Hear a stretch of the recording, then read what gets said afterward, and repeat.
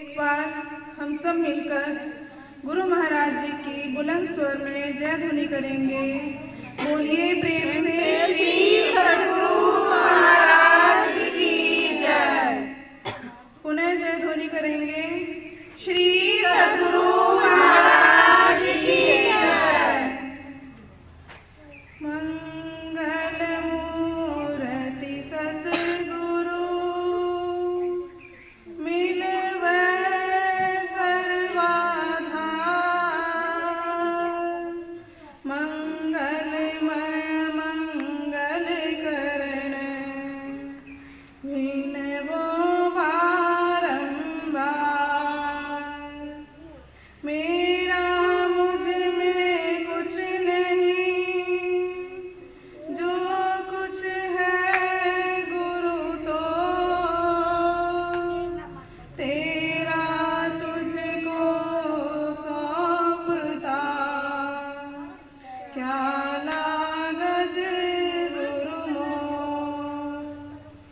श्री सद्गुरु महाराज की जय। परमाराध्य आराध्य श्री गुरुदेव जी के श्री युगल चरणों में कोटि सह नमन। सत्संग में उपस्थित माताओं एवं बहनों को मैं हार्दिक प्रणाम करती हूँ।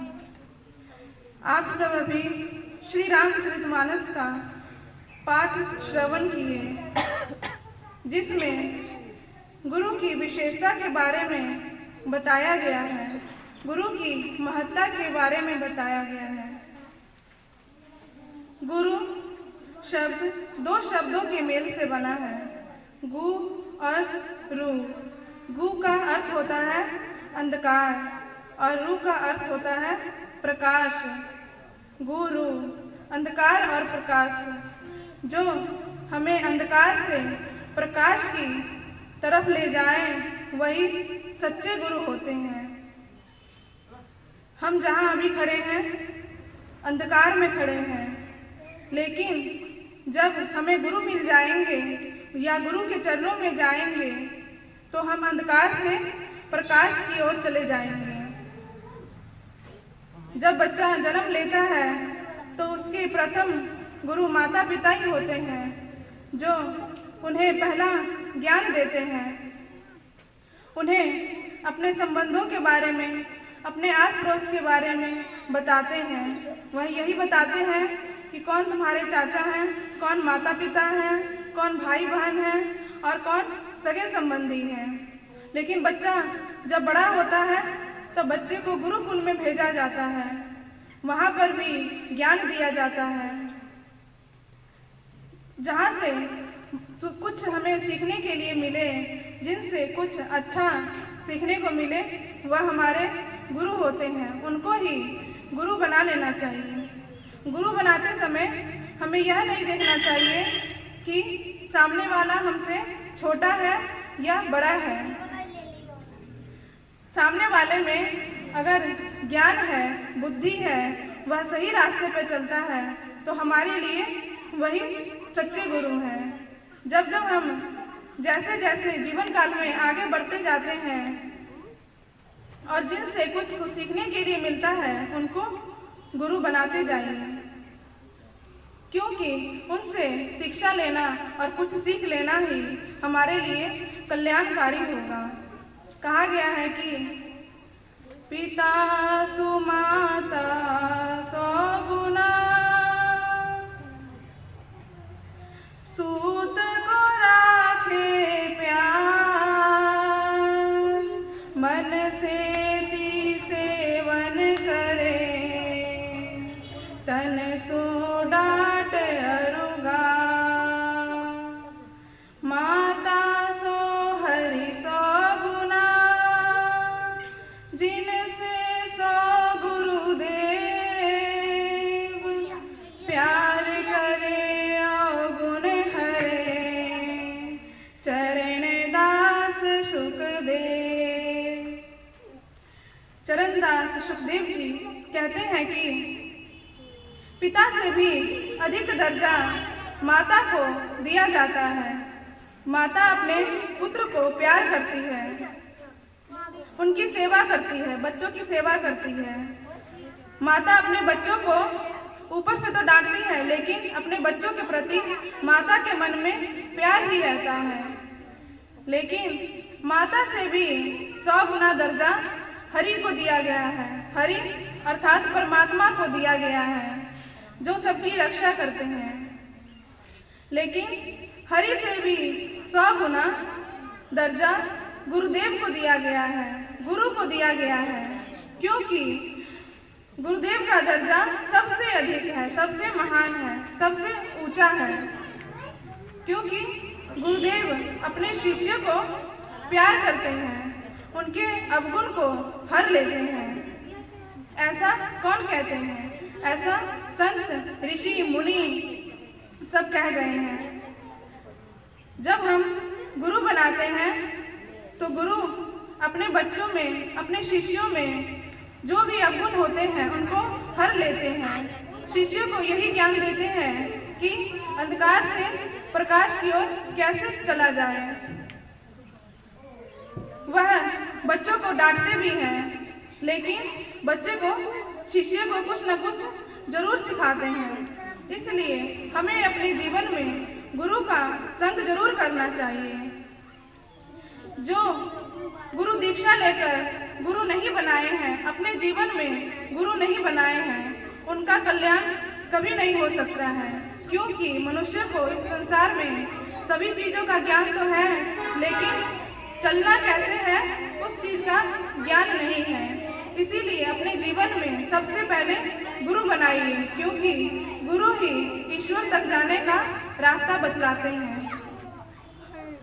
जब हमारे साथ कुछ विपत्ति हो जाती है या कुछ बुरा हो जाता है तो हम संसार के लोगों के पास भागते हैं, अपने सगे संबंधी के पास भागते हैं कि कोई मदद मिल जाए। लेकिन सबसे बड़े हमारे गुरु हैं, उनके पास नहीं जाते हैं। जब तक हम अपनी दिशा नहीं बदलेंगे तब तक हमारी दशा नहीं बदलेगी। दिशा कौन सी? गुरु की, परमात्मा की। जब तक हम गुरु के पास नहीं जाएंगे तब तक हमारी दशा नहीं बदल सकती है, क्योंकि गुरु ही हैं जो हमें सच्चा ज्ञान देंगे और सच्चे ज्ञान को अपने भीतर में उतार कर हम भवसागर से पार हो सकते हैं, जो हमारे लिए अत्यंत ही कल्याणकारी है। संत कबीर साहब जी कहते हैं कि जब पार उतरना चाहिए तब केवट से मिली रही। जब हम इस संसार से, इस भवसागर से यदि पार उतरना चाहते हैं तो केवट से मिले रहना चाहिए। केवट क्या? संग करना चाहिए। केवट कौन है? वह हमारे गुरु हैं। जब तक हम गुरु का संग नहीं करेंगे, गुरु से नहीं मिलेंगे, इस संसार में कुछ ज्ञान नहीं होने वाला है। हमारे सुखदेव मुनि जी भी इसी प्रकार थे, जिनको माता के गर्भ में सभी ज्ञान हो गया था, लेकिन इस संसार में चलना कैसे है, भजन कैसे करना है, ईश्वर की प्राप्ति कैसे करनी है, इस चीज़ का सुखदेव मुनि जी को ज्ञान नहीं था। तभी उनके पिताजी ने सुखदेव मुनि को राजा जनक जी के पास कुछ ज्ञान प्राप्त करने के लिए सुखदेव मुनि को उनके पास भेजा। जब तक इस संसार में हमें किसी चीज़ का ज्ञान नहीं होगा तब तक हम कुछ भी नहीं कर सकते। बहुत लोग कहेंगे कि हमको सभी चीज़ों का ज्ञान है, इस संसार में तो ऐसी बातें होती ही रहती हैं, लेकिन उनको यह नहीं पता कि वह कितने मूर्ख और अनाड़ी हैं। हमारे पास अगर हम विद्यालय में जाएं तो देखते हैं कि सभी पुस्तकें पड़ी हैं, पेन है, कलम है, बैठने का स्थान है, लेकिन अगर वहाँ पर गुरु नहीं है, हमको सिखाने वाले कोई नहीं है, तो हम विद्या ग्रहण नहीं कर सकते हैं। उस किताब को कैसे पढ़ा जाएगा, इस चीज़ का हम पता नहीं लगा सकते हैं। उसके लिए अध्यापक का जरूरी होना है। इसी तरह हमारे जीवन में कैसे हमको चलना है, किस तरह रहना है, किस तरह जीवन यापन करना है, यह सब हमें गुरु ही बतलाएंगे। एक बार गुरु और शिष्य दोनों वन में जा रहे थे, तो गुरु जी को अधिक प्यास सताती है, तो वह अपने शिष्य को कमंडल में पानी भर कर लाने को कहते हैं। तो उनके शिष्य आगे जाते हैं तो देखते हैं कि झरने में से पानी तो बह रहा है, लेकिन उसी में से एक बैलगाड़ी गुजर गई है। तो वह पानी तो बहुत गंदा हो गया। तो वह उनके शिष्य मुड़कर आ जाते हैं और गुरु जी को बताते हैं कि वहाँ का पानी, वहाँ का जल स्वच्छ नहीं है। तो गुरु जी फिर से शिष्य को जल लाने के लिए भेजते हैं। तो शिष्य गुरु का कहना तो उल्लंघन नहीं कर सकते हैं। फिर से वह शिष्य आगे बढ़ते हैं और उस झरने की तरफ जाते हैं, तो देखते हैं कि उस झरने में से कुछ सूखे पत्ते बह रहे हैं। तो फिर से वह वापस आ जाते हैं अपने गुरु जी के पास, कहते हैं कि गुरु जी वहाँ का जल तो स्वच्छ नहीं है, इसलिए मैं जल भरकर नहीं लाया। बारंबार गुरु जी भेजते हैं और शिष्य वापस चले आते हैं। फिर गुरु जी बोलते हैं कि इस बार जाओ, जल भर कर लाओ। तो गुरु जी के कहे अनुसार शिष्य जाते हैं, तो वहाँ जाकर देखते हैं कि झरने में से निर्मल और स्वच्छ जल बह रही है। तो वह कमंडल में जल भरते हैं और गुरु जी को पिलाने के लिए लाते हैं। तो गुरु जी पीते हैं और अपनी प्यास बुझाते हैं। फिर गुरु जी अपने शिष्य को कहते हैं कि जब तक हमारे अंदर भी मन का मैल नहीं जाएगा, उस तरह हम संसार में कुछ भी नहीं कर सकते हैं। जब तक हमारे मन में गंदगी बैठी है, मैल बैठी है, तब तक हमारा कुछ नहीं हो सकता। उसके लिए हमें क्या करना चाहिए? गुरु के पास जाना चाहिए, गुरु से शिक्षा लेनी चाहिए।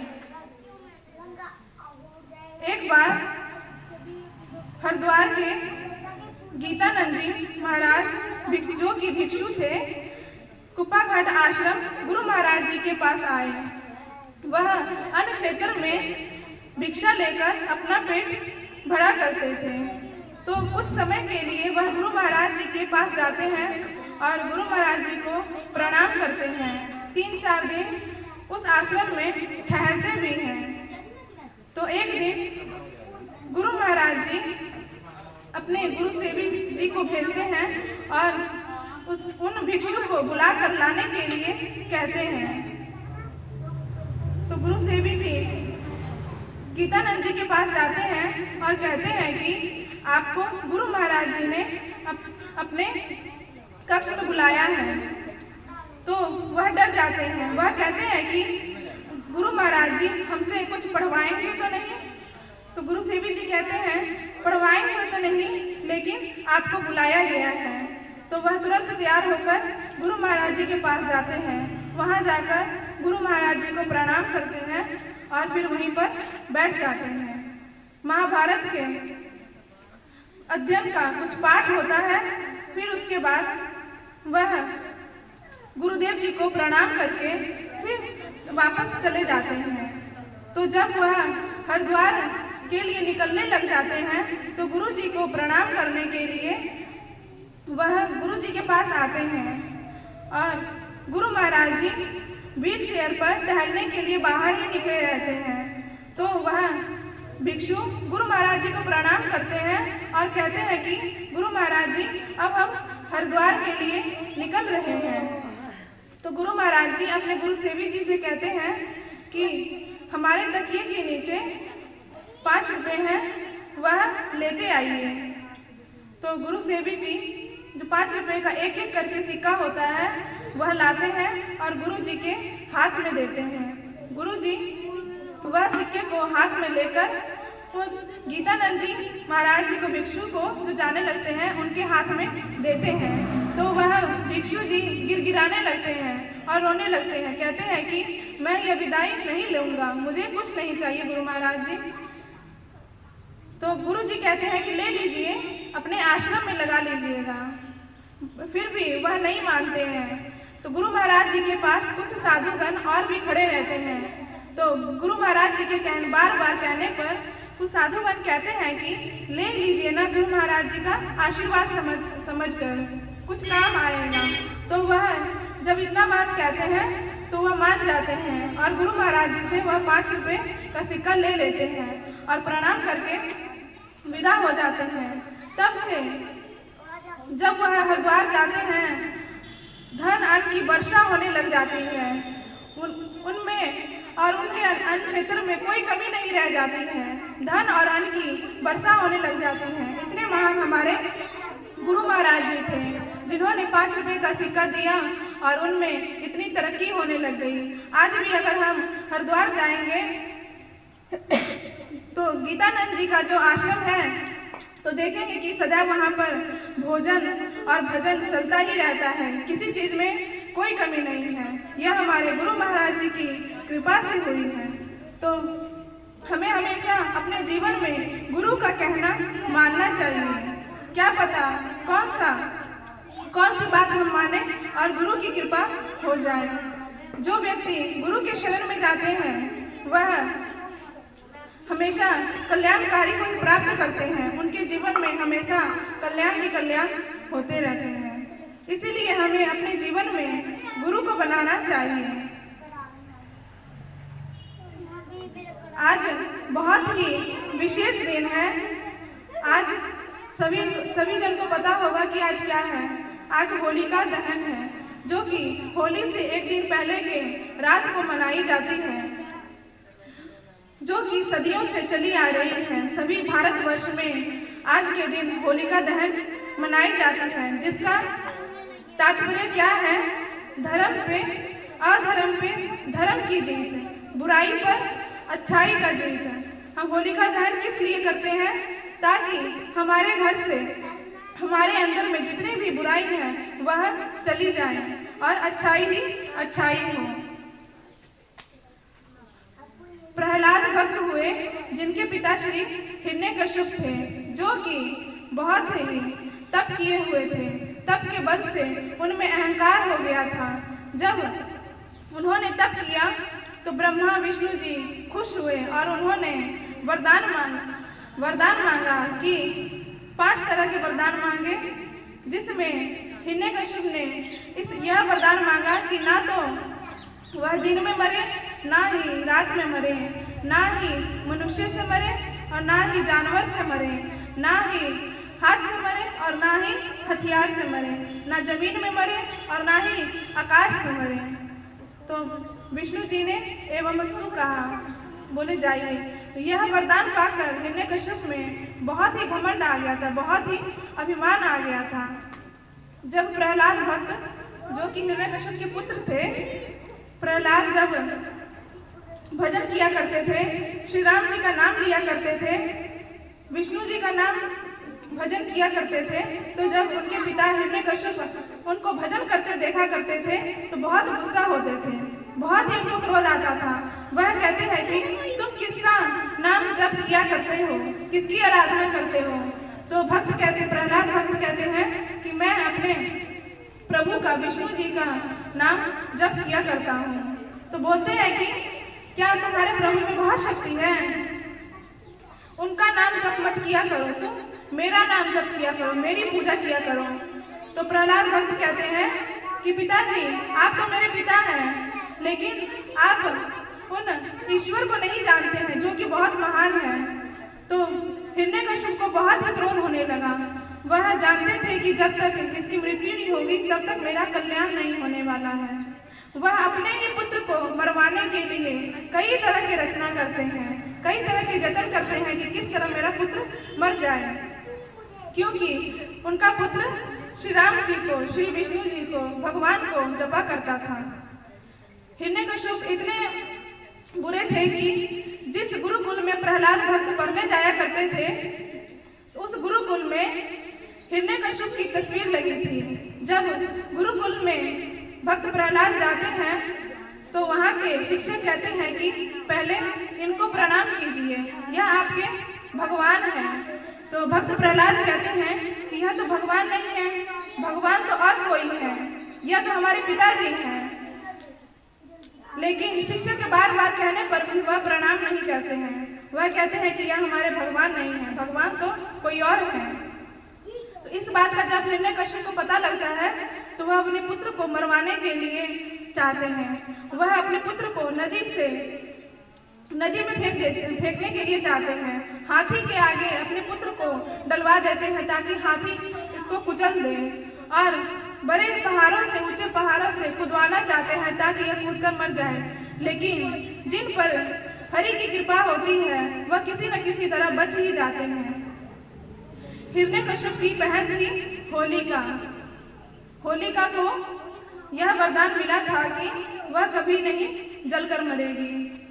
होलिका ने बहुत तप किया था, बहुत तपस्वी थी। जब उनके तप से ब्रह्मा जी खुश हुए तो बोले कि पुत्री वर मांगो, क्या वर मांगती हो? तो होलिका कहती है कि मुझे ऐसा वर दीजिए ताकि मैं कभी ना मरूं। तो ब्रह्मा जी कहते हैं, एक चादर देते हैं और कहते हैं कि यह चादर लो, इस चादर को तुम हमेशा अपने पास रखना, तो तुम्हारा मृत्यु कभी नहीं हो सकता है। तो होलिका अपने भाई के पास, हिरण्यकश्यप के पास आती है, जो भक्त प्रहलाद की हुआ हुई, उनके पास आते हैं।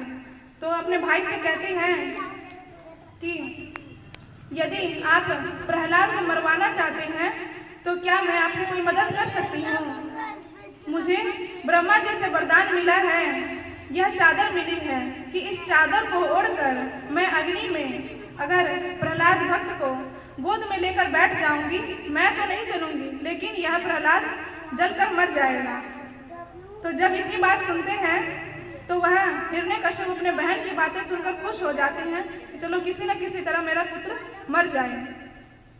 तो वह उनका इंतजाम करते हैं और बहुत सारी लकड़ियां लाते हैं, उनका ढेर लगाते हैं और बीच में प्रहलाद को गोद में लेकर होलिका अपने गोदी में ले लेती है और चादर ओढ़ लेती है और अग्नि की ज्वाला में बैठ जाती है।